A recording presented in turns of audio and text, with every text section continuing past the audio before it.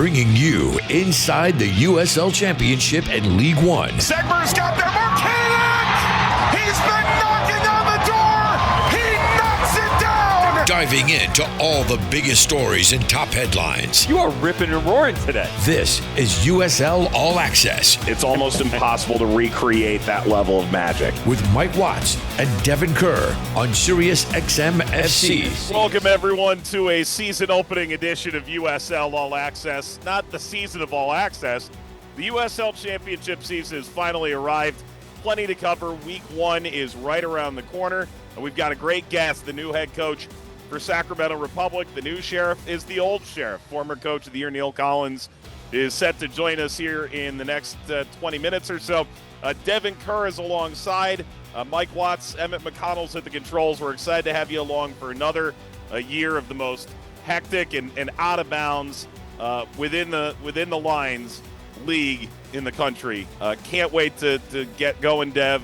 National TV schedule to chat about later in the show. Plenty of late adds to the rosters this week to talk about. This is gonna be fun, buddy. Let's get after it. As certainly the most important thing, which you neglected to reference, by the way, except on the rundown, that the people can't see at home. The format that tells everybody what we're talking about, but no one ever gets a glimpse of. It's kid season, Michael, and some beautiful ones were dropped this week. Hopefully, if you're a good boy, one will end up underneath your tree come Christmas time. Oh, thanks, buddy.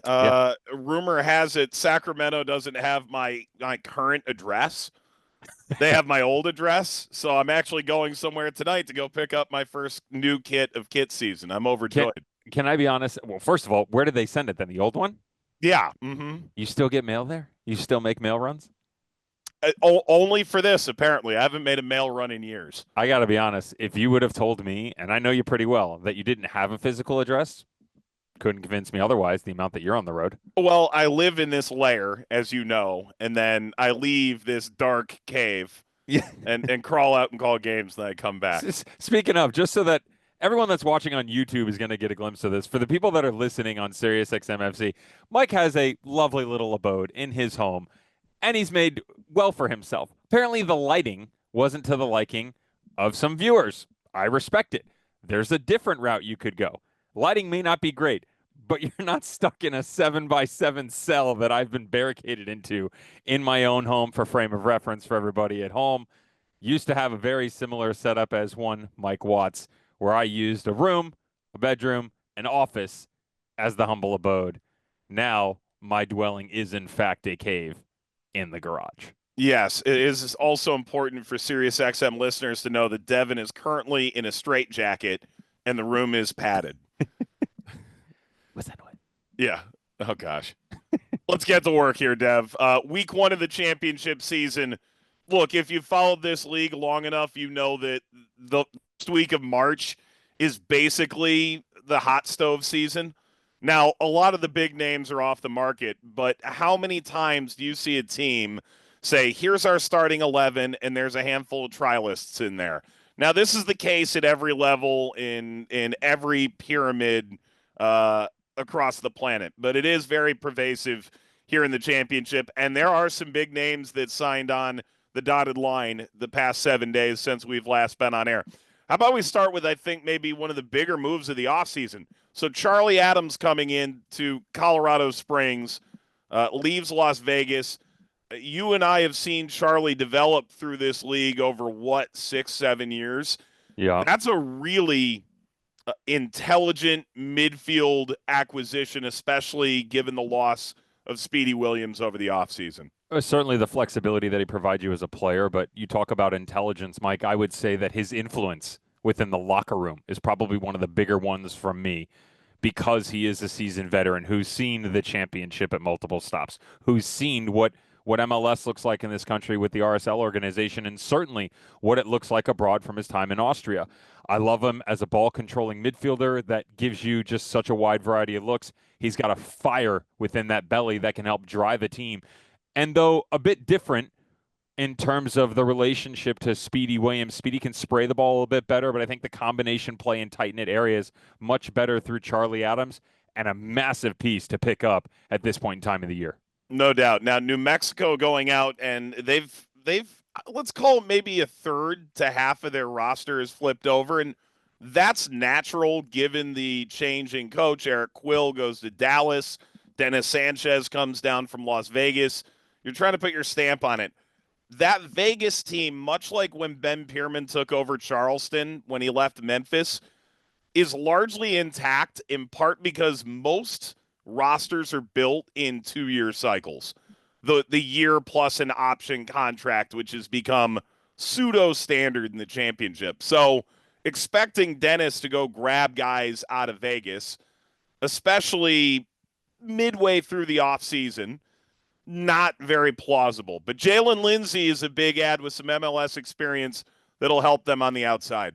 I would talk to me 12 months from now and see if any of those names have matriculated over to New Mexico United. But you're spot on, Mike. You know, they're set up well, and we don't necessarily know what Antonio Nocerino, looks like come 2025, but we do know what New Mexico has to offer.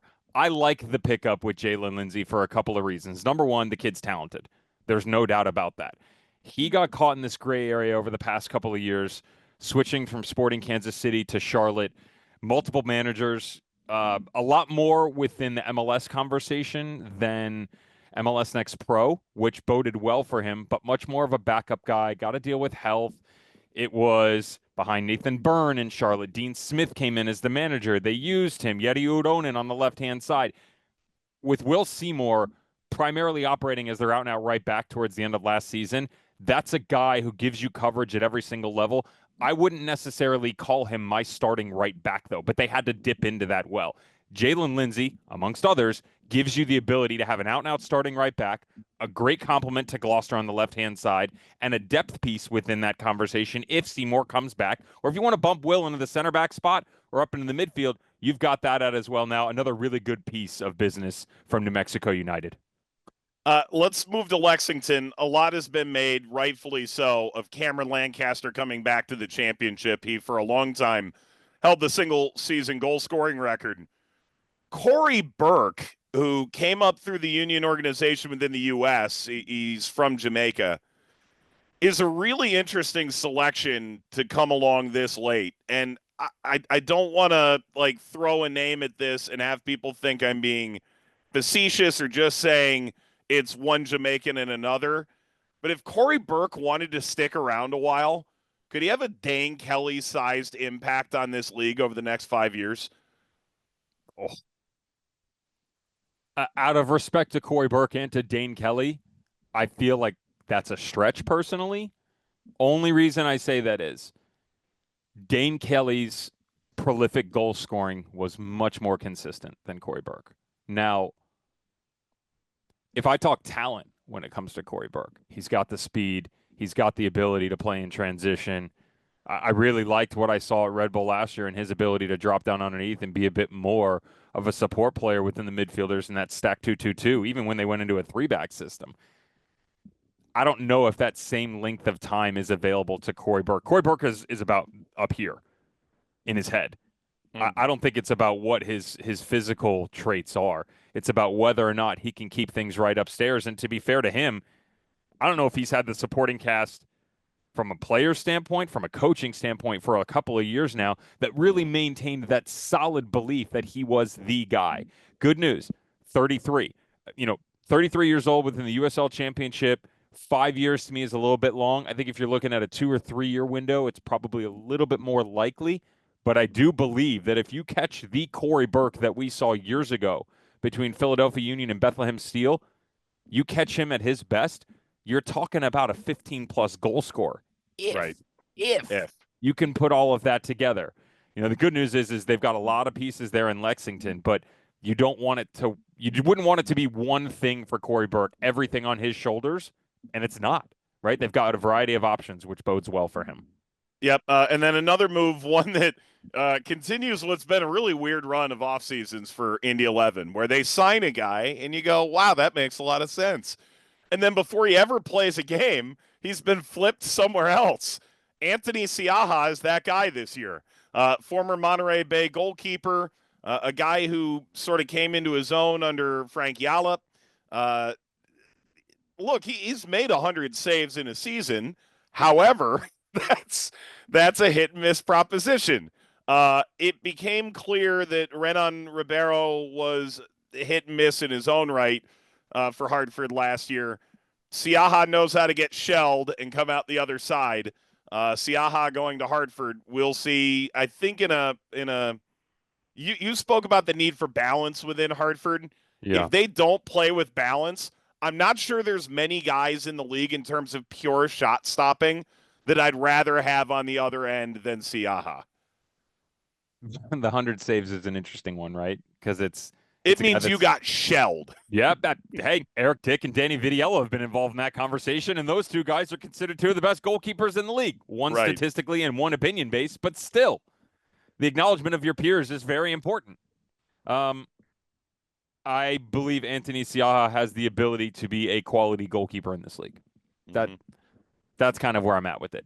I don't think it's fair to really pass judgment on what his sample has been overall, considering San Diego got no time whatsoever and then Monterey Bay, right? You wonder what the conversation is like later on this year when we get an opportunity to talk to the brass at Indy 11 and why the decision was made to continue that journey on. But, and you get Salty back, right? And that probably predicates they suddenly they have 4 goalkeepers on their roster. Well, and Hunter is a massive talent. Yeah. And they're standing next to him, seeing his hands, how big they are, and Anthony is gigantic in his own right. There was just something that really took me about Hunter's presence, specifically referencing the quarterfinal for Indy 11 at Atlanta United that they were victorious in, that pushed them into the semis. Just very at ease, which for a goalkeeper is extremely important. And there are a lot of guys that have the physical side of things. There are other guys that can control. There aren't a lot that really carry those two together, and I feel you get that out of Hunter Solt. Yeah, Solt had a great year last season with Indy on loan from Portland. He is back, and Siaha is on the move again, this time to Hartford. All right, Dev, let's chat a little bit as we embark on a new season. There's going to be plenty more ads. Right, 10 or 15 teams will make multiple moves this week, signing trialists. The occasional trade may pop up where it's, a guy just didn't fit, or a mutual release where a guy goes somewhere else. That stuff will shake out over the first couple weeks of the season. The first couple weeks of the season, though, is going to be a little unique here because getting no buys for 8 teams into the second round of the Open Cup means the schedule congestion is going to hit earlier than ever. So people may have noticed fewer games in the championship this year. That opens the door for more fixtures in a league cup competition, that being the Jägermeister Cup. Then you've got your 30-game regular season. Then potentially, if you are a first-round Open Cup team, you could very realistically play 4-5 Open Cup games between now and the end of May. And then, obviously, you hope at the end you make the playoffs. This could be a 40-game slalom for some teams. And you've been around MLS long enough.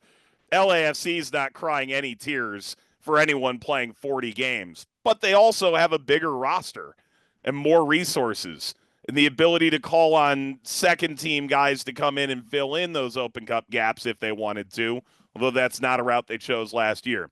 Point being, Dev, coaches are going to have to make decisions really early on how they actually want to balance this thing. It's not going to be easy. You know what, Mike? I would actually take it a step further, view it as a glass half full, staying positive, and I'll bring you into this conversation because, sure, being around MLS, absolutely. I would go even further back in terms of the start of the season for MLS teams, get involved with CONCACAF Champions Cup. Mm-hmm. You and I have covered that for such a long period of time. Those conversations are always about starting the season sooner, trying to figure out how to manage exactly what we're talking about for USL teams, but getting the benefit on the back end of it, of getting guys more experience, getting them more fitness, and getting this team up to speed faster. That's the biggest thing I want to talk about right now. You look at a squad that has to deal with more games. Maybe they're playing more and training less. A lot of coaches will tell you they don't like that. Early on, a lot will also tell you they don't mind it because they get to rotate players, they get everybody up to speed, and they get an idea of what the identity of this team is. Any single manager, regardless of league or level, will say, I don't exactly know what this is going to look like until I get 8 to 12 games in. Every single year, they all say the same thing. This just pushes that narrative a little bit faster. So those adjustments that we see early to mid-May, you can make them sooner. Some of these guys that are going through the trialist process, some of the guys that maybe were coming off of an injury, you can go and pick them up, right? And also some guys that are being cast off from other teams. I feel like this accelerates the idea of what success could look like and not necessarily having to wait around a little bit longer. And I know it's a stretch when we're talking, 2 to 4 games. But when you add that into it, it also bands all of these guys together. You cannot recreate what brotherhood looks like in the trenches of battle between the white lines. It's that simple. This helps that process. Dev, between now and let's call it June, and that's when 3/4 of the championship will be out of the Open Cup. Would you prioritize? Your words, not mine, by the way. Just the nature of the competition. Yeah. Would you prioritize any one of these things?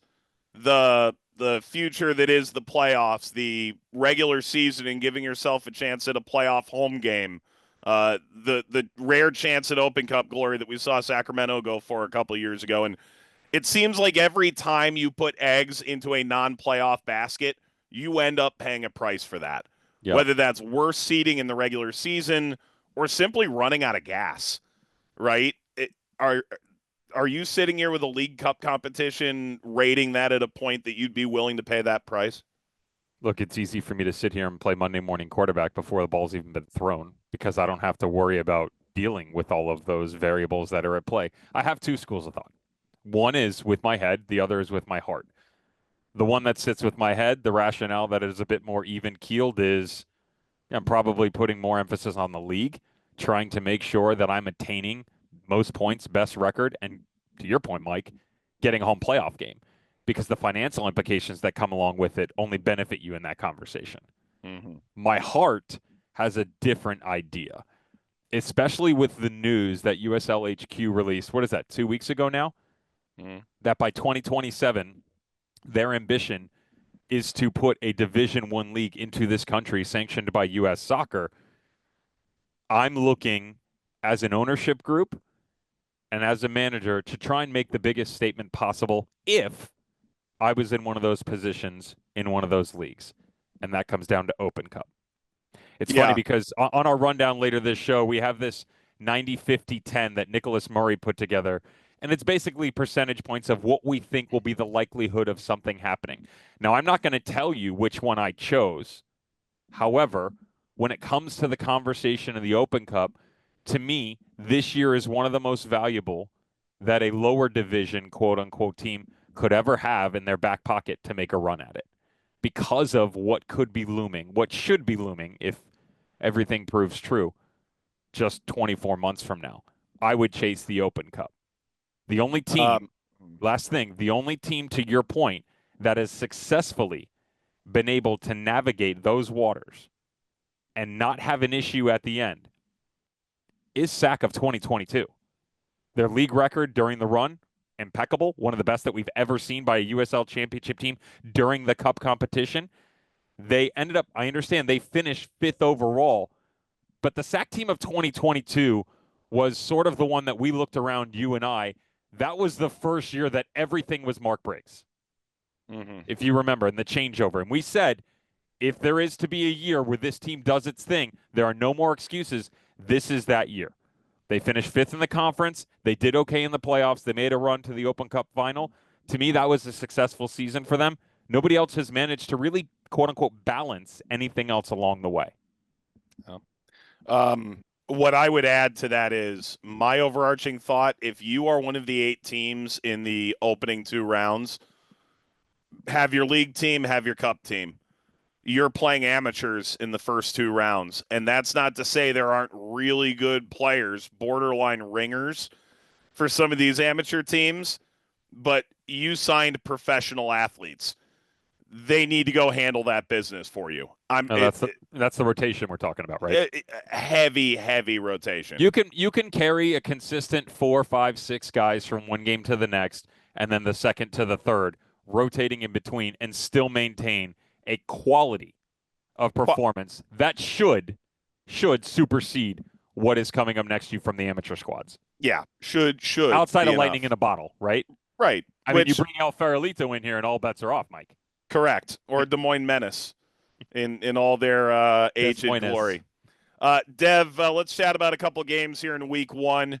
Look, sort of hand-selected a handful of games, but look, Lexington, first game in the championship, all this firepower. They see Hartford on Saturday night at 7 o'clock.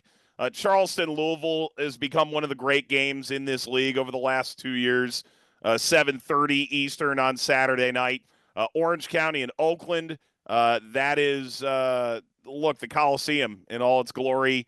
An Orange County team that I think finished so well last year, kicks off at 10 o'clock. Sacramento, New Mexico, which we were talking in September. Sac wins that game, and maybe we're having a different conversation about how literally the entire offseason went on to play out.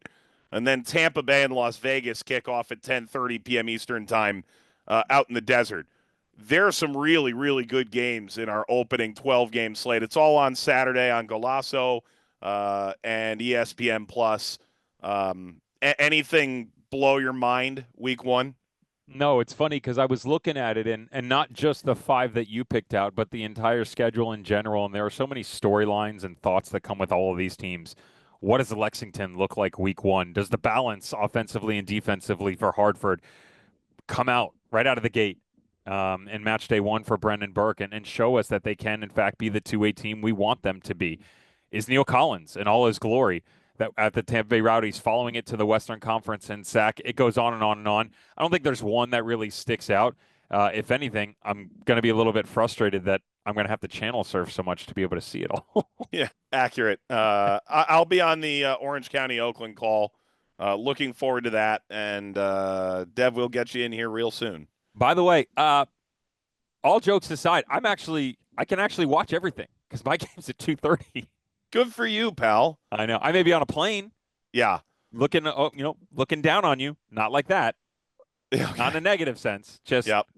from the stars above. But I can actually watch everything. I haven't been able to watch a game live in, I don't know, Clinton administration. Oh. It's been a while. Yeah. Dev, before we go to break, let's chat about Kit Season. SZN, all caps. You know what it is. Look, Phoenix brought out their retros. Oakland, they went with the athletic vibe, which I absolutely adore. Chef's kiss. Yeah. I appreciate that Detroit made this known as they released their kit. The lowest cost replica kit in the league. The idea of giving everyone an affordable option, or within the soccer universe, as affordable an option as possible, and outfitting their entire pro all the way down to the academy teams in the same kit. I love, love, love that. El Paso, the graffiti kits are out. New Mexico brought out glitch kits, still Meow Wolf across the chest, which you love to see. North Carolina, they've got collars. I know how you feel about collars. Loudon's gone with the shadow and the whole lot of red, and they're perfectly fine. Any stand out to you, Dev? Big fan of the Phoenix Rising black kit. I love the stripe across the middle that kind of mirrors the 3 stripes over the shoulder. The black, white, and red is just, I don't know, there's something about it, man. I love Charleston's collar. I like their white kit, clean. I probably like the black kit better in terms of stylistically what it looks like. Like the schematics on it are delightful, but I like the collar better. And I feel like if I was to walk into a store and buy one, just because of how incredibly perfect they are, I would have to buy the 2 El Paso kits. Wow. Yeah, you know what? We were talking before coming on. If I'm going to buy something, I want it to be unique and I want it to be different. I've had the ability to be in Albuquerque and, be there and for Meow Wolf night. And so I grabbed one of those jerseys for my son back a couple years ago in 2021. They recreate it every year, but it's a different style. So it's a one of one, if you will, right? I like that idea, and that feels like what that is to me out in El Paso, just steaming right along. Great designs. Yeah. All right, when we come back, Neill Collins is the new head coach for Sacramento Republic. Former Rowdies coach, had a run over in the United Kingdom for a couple of years. Looking forward to have our friend of the show and noted honest lad. What a guy. He's with us after this on USL All Access. Let's get back to USL All Access on Sirius XM FC with Mike Watts and Devon Kerr. Welcome back, everybody, to USL All Access on this beautiful Tuesday evening, March 4th, 2025. I got the day, the time, the year.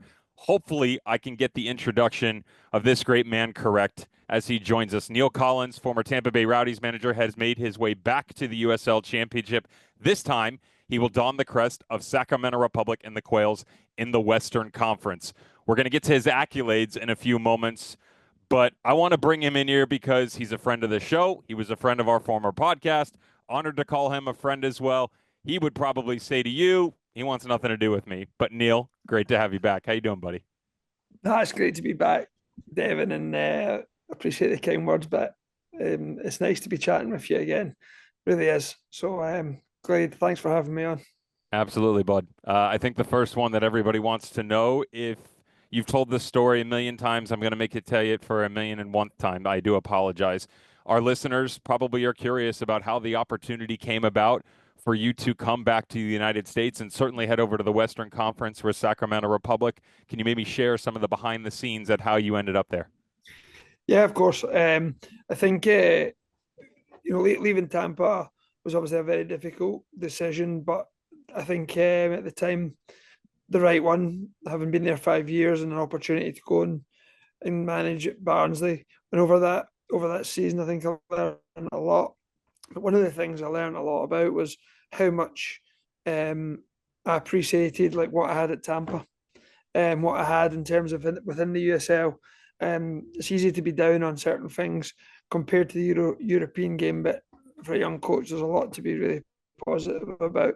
So when I left Barnsley, and opportunities started presenting themselves, definitely from a family perspective, but also from a professional perspective, coming back to the States was definitely on my radar.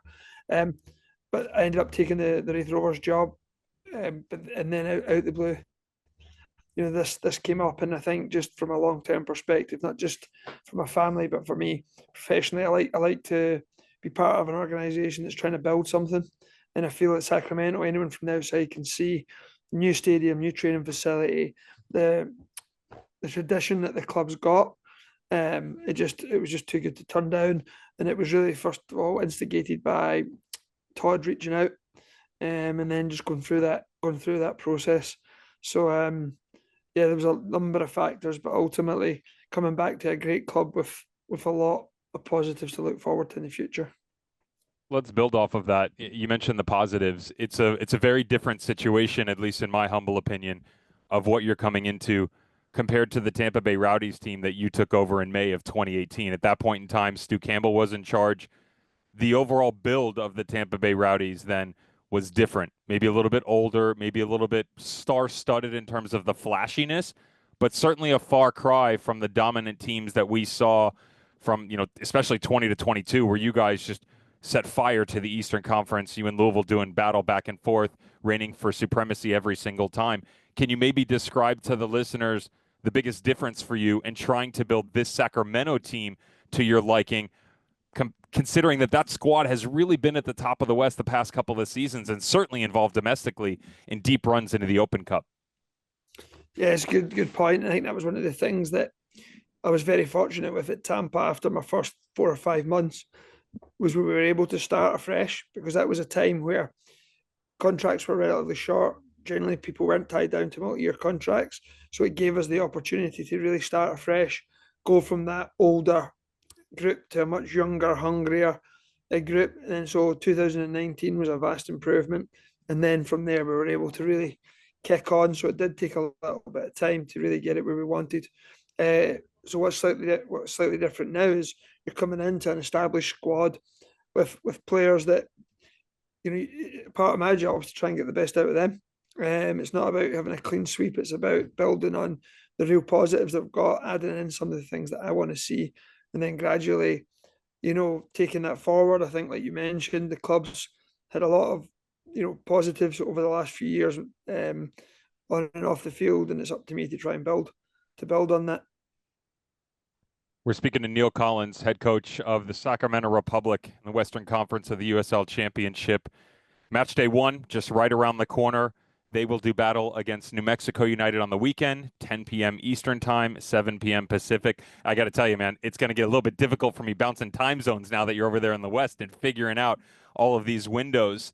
Selfishly, if I was a Sacramento Republic fan, if I'm a former Rowdies fan of yours, obviously there's still a Rowdies fan, or even if I'm just a fan of the league, you talked about what you missed and what you respected and loved about your time in the championship prior. Stylistically, what would be the biggest difference people might notice on the field, how your teams play, if any, compared to the way that those Rowdies teams performed when you were still here in the United States? I mean, again, I'd like to think I'm a better coach for the experiences I've had back home, but I think again, it's a different club, a different group of players. I'd like to think there'll be certain traits, maybe more from the mentality and values point of view than necessarily tactical. So I think, honestly, Devin, even for me, it's still a work in progress, and it's still, for me, pre-season's one thing, but until we start playing real games, I think the team will take shape, and maybe there'll be certain things that might start to appear, but probably people like yourself will be better placed to talk about that than maybe myself, because I maybe don't recognise some of the things that you pick up and insert. I think that's maybe more for, you say, Rowdies fans or people that have followed, any of the teams that I've been part of. But I think I can't get away from the fact that it's players. It's all about players and how I can get the best out of players. And there's obviously certain things that I really like to see in certain areas of the pitch. But also, I'm looking at some of the guys I've inherited and maybe slightly different to some players I've had in the past, but really excited about how can I get the best out of them. I'm going to go back to that, one of the first questions I asked you, the build of this team compared to the Rowdies, and come off of what you just said there. You look at some of those guys. Danny Vitiello, for my money, no argument, best goalkeeper in the championship. For everybody else, easily an argument for top 5, no question. The rest of the veteran core, you picked up Republic picked up a very experienced Justin Portillo mid-season last year.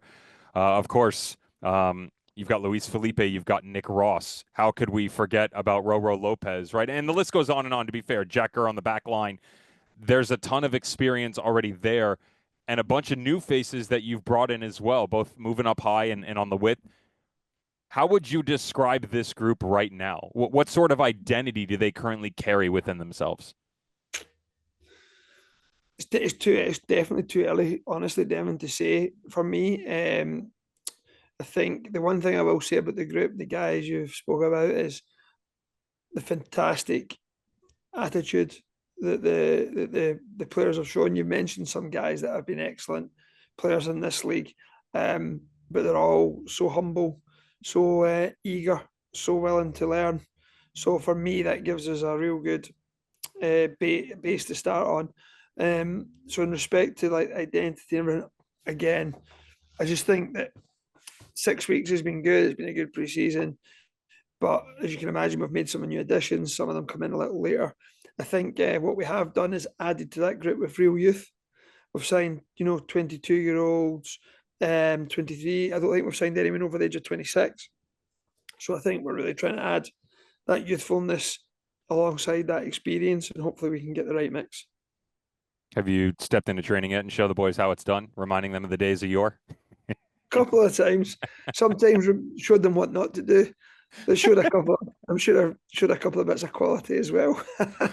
Put a couple of balls over the fence into the water park behind you, right? Yeah, of course. Attaboy. You got to show them the road. Speaking with Neill Collins, head coach of the Sacramento Republic Western Conference USL Championship. Again, match day 1, not just for the Quails, but everybody else just a couple of days away.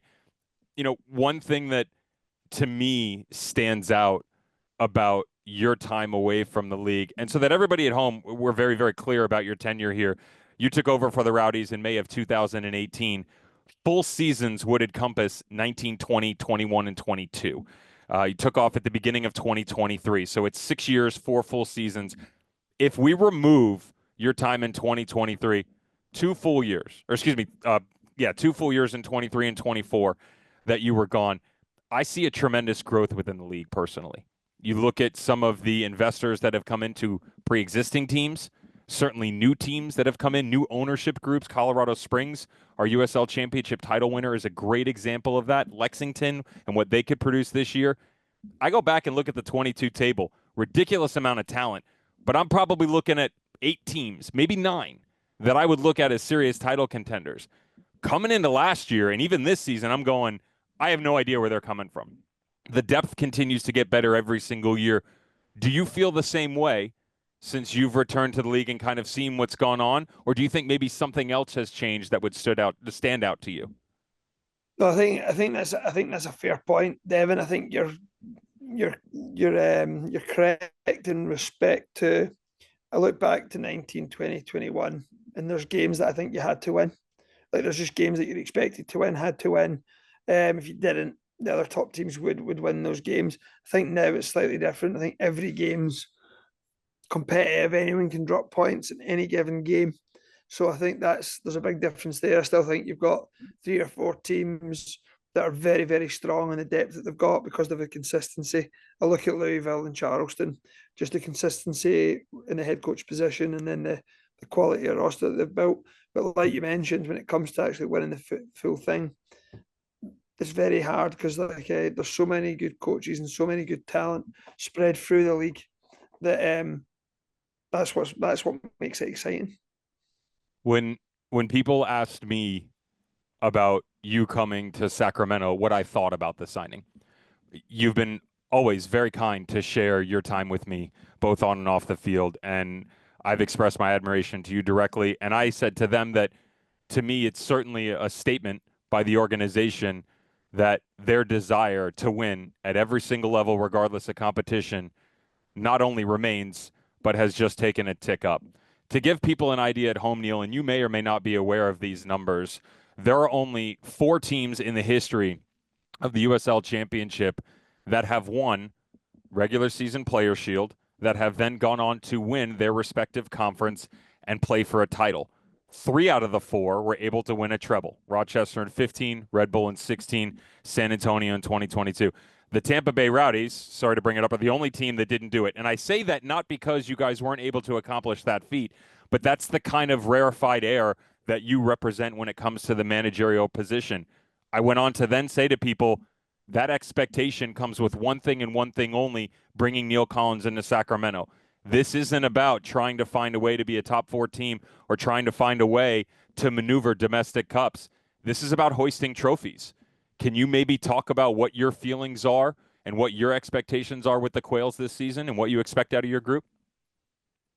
Yeah, I think, listen, going back to, the team that you spoke about that we achieved those, successes with, as I mentioned at the start, I got great support from the people above me and I had time. I think in 2019, around the halfway point, we were top of the standings and really looking strong, and then we tailed off, but I got the opportunity to learn why we tailed off, and then I think over the following years we remedied that and we grew stronger and stronger. I'm obviously coming into a different team at a different point, and that's my aim.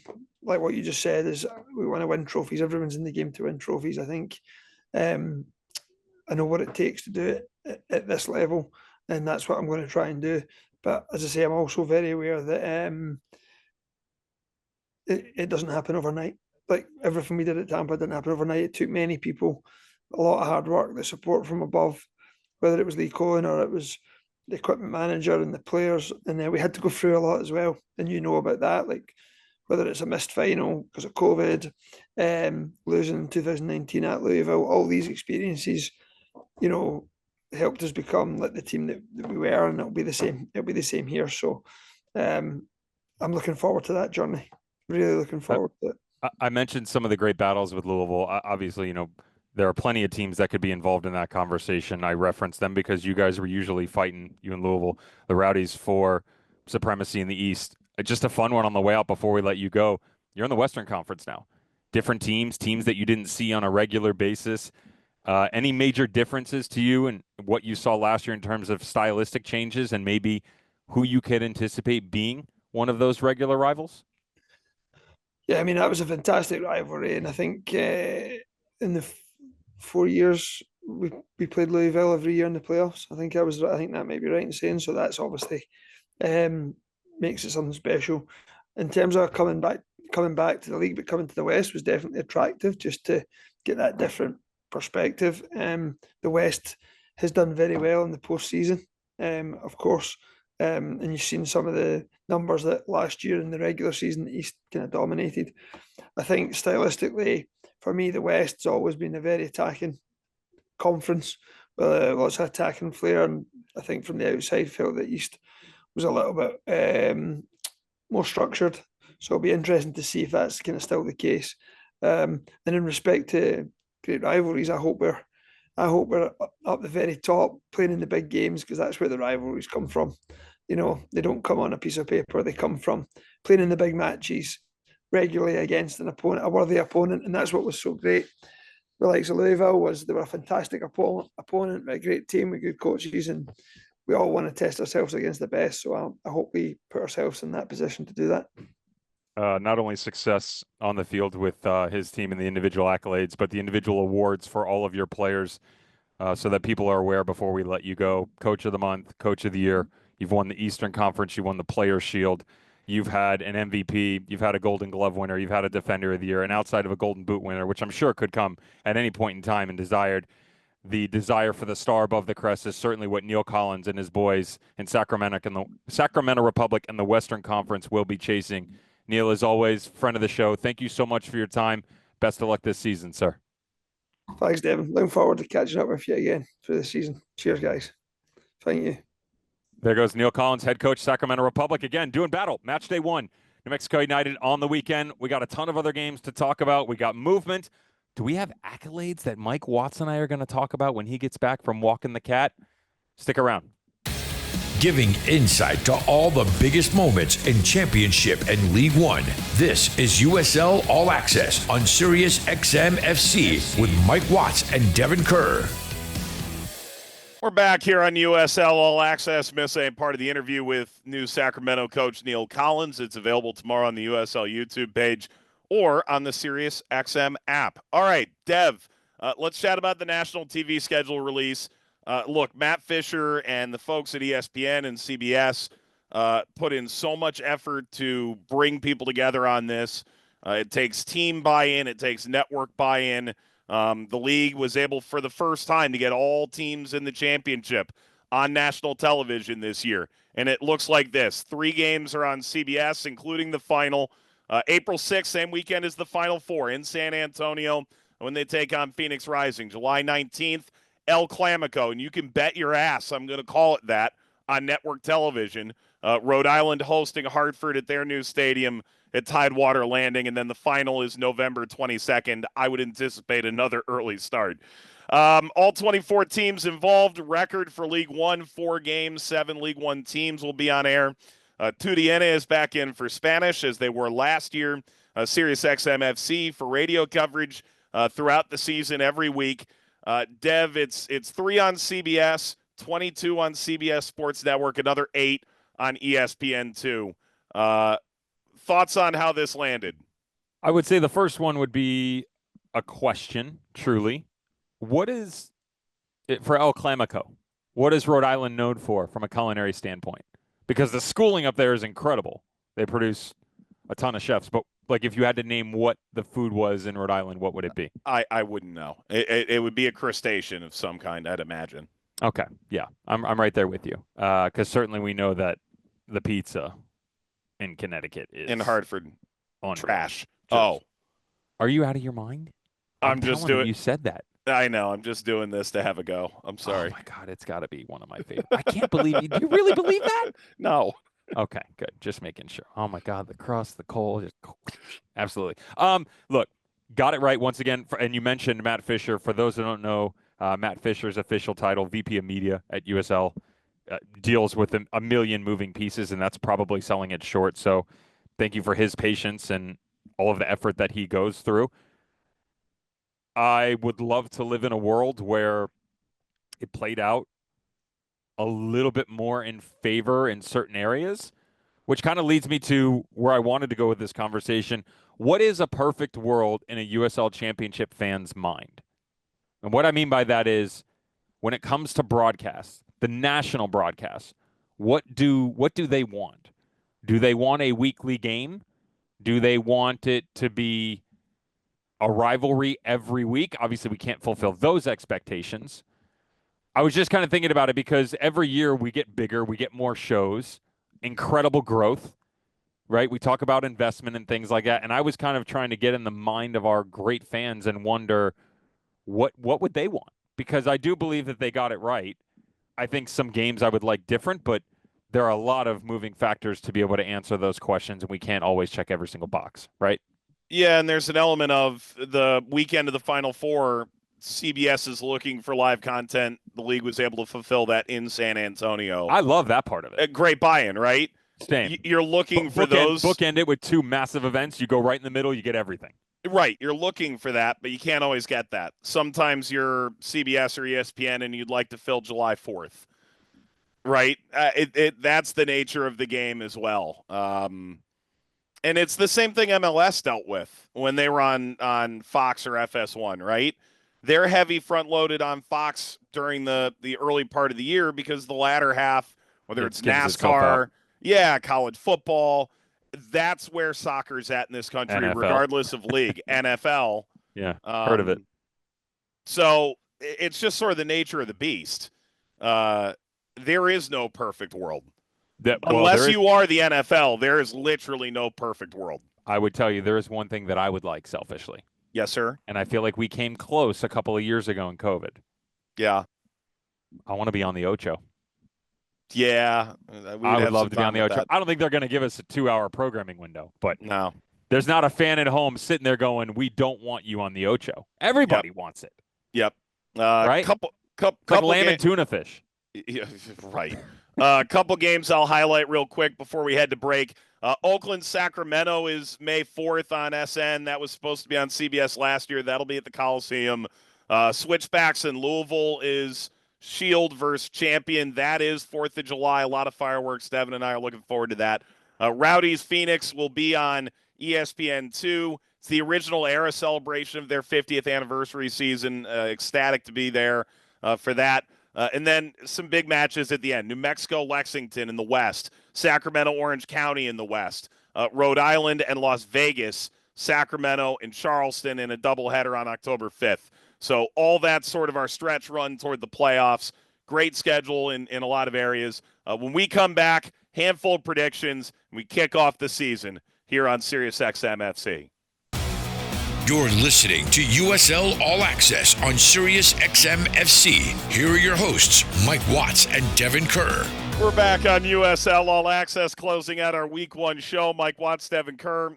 Emmett's the GOAT. Sorry for the really fat first segment, my friend.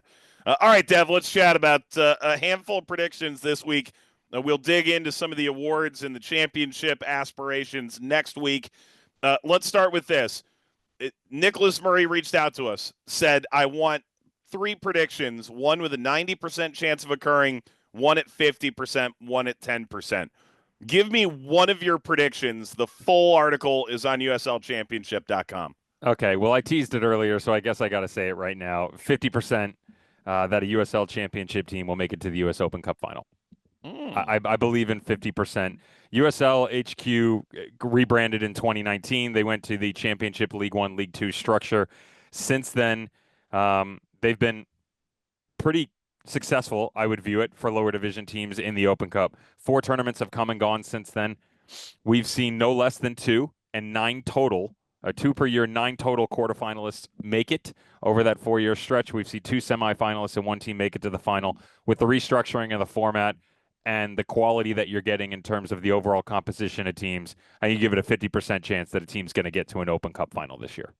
Dev, I'll do my 10%. It's also a Cup final question. 10% chance that a League 1 team will reach the Jägermeister Cup final. And here's why. 14-20 is the record over the last couple of years of League 1 teams against the championship in the U.S. Open Cup. here's the thing. This isn't that. What I'm going to say is the group stage, I think, is going to allow more cream to rise to the top. It's also not midweek games.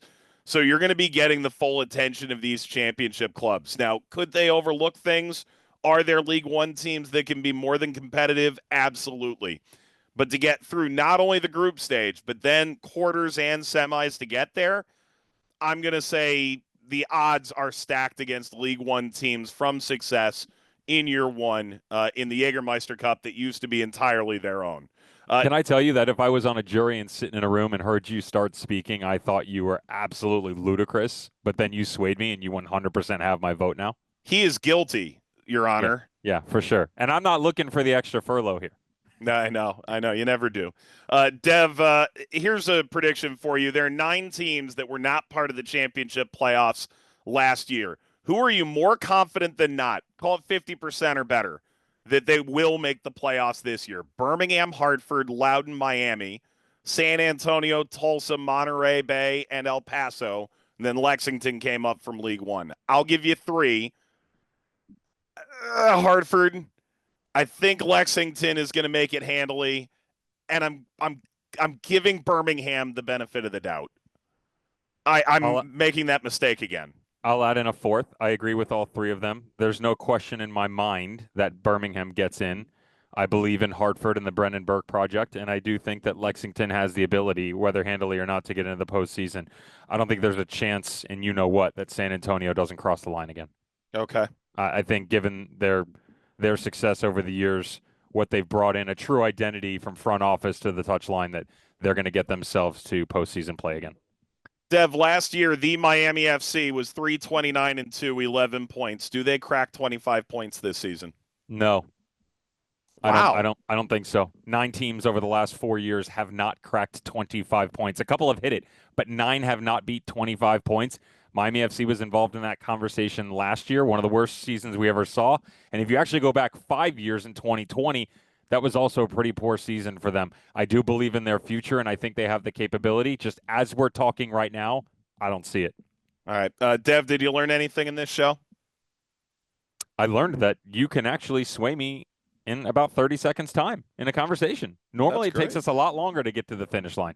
That's true. And I learned that Devin found coleslaw that does not have mayonnaise, and it still absolutely repulsed me.